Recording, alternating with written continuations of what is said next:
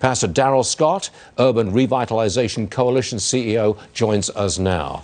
Pastor, I have to say that I think Joe Biden just played the race card, and I think he went too far. But what say you, sir? Well, I said it on your program actually before that race card is about as worn out as a deck of cards in the penitentiary. That proves that Joe Biden doesn't have anything new to talk about. He tries to trot out that same old, tired narrative associating the president with the Ku Klux Klan when he was the one who had a relationship with, he and Hillary and others, with the former Grand Wizard of the Ku Klux Klan, Robert Byrd.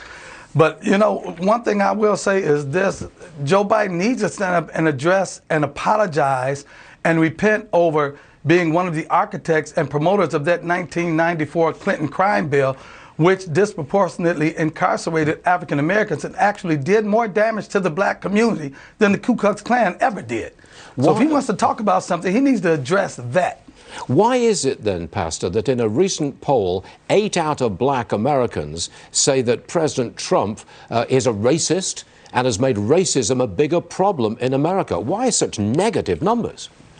But, you know, Stuart, you know full well you can manipulate polling to say what you want it to say. It depends on who you're interviewing. Now, if he's going to some staunch Democrats that want to say anything negative about the president, of course you'll get the results you're looking for. But to the man on the street, listen, our URC, Urban Revitalization Coalition, Revitalize America Tour, we've gone into several Democrat strongholds, and there are a number of African-American Democrats that are going to vote for President Trump because they are aware of the progress that he's made regarding the black community with the creation of the Investment and Opportunity Act and the op zones, with criminal justice reform, prison reform, funding for HBCUs, low levels of unemployment for the black community. The man on the street knows, and those are the people they are not sampling. Those are the ones they are not polling. They're picking specific groups and going to them to get the desired results that they're looking for.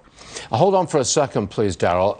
Michael Bloomberg has just unveiled a plan for black communities, and Lauren has details. He calls it the Economic Justice Plan, and the goal is to increase black wealth, tripling it in the next decade. How is he going to do that? $70 billion investment in the disadvantaged communities, ending discriminatory business practices, increasing black home ownership by 1 million, and creating 100,000 new black businesses, all in 10 years. Pastor Scott, I like the sound of 1 million black folks getting a home in the next 10 years. What do you say? Well, you know, Bloomberg's plan is very unrealistic. When you think about $70 billion spread over the country, there are 50 states. That's about $1.2 billion per state, which is nothing. I can think of $70 billion that can be spent in Cleveland, Ohio alone.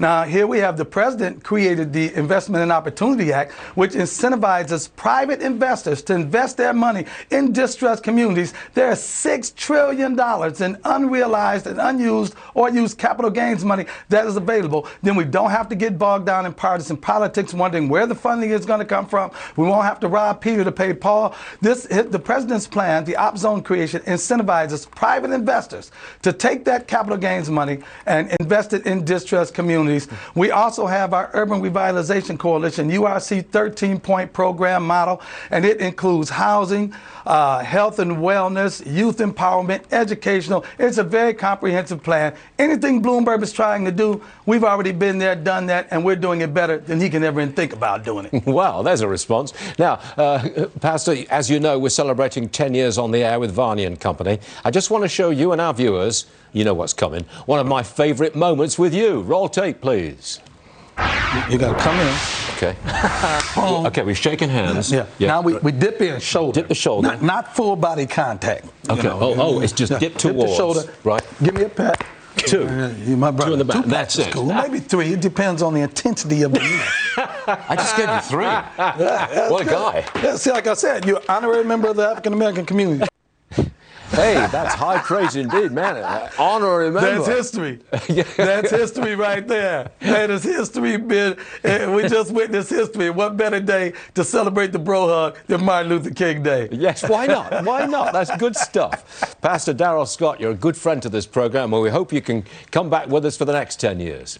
Well, and listen, we got some big things coming up on our Revitalize America tour. I want to come in and talk about it exclusively with you live on set. Then you shall. and we'll welcome it. All right. We'll see you soon, Pastor. Thanks for being with us. Appreciate it. God bless you. God bless you too.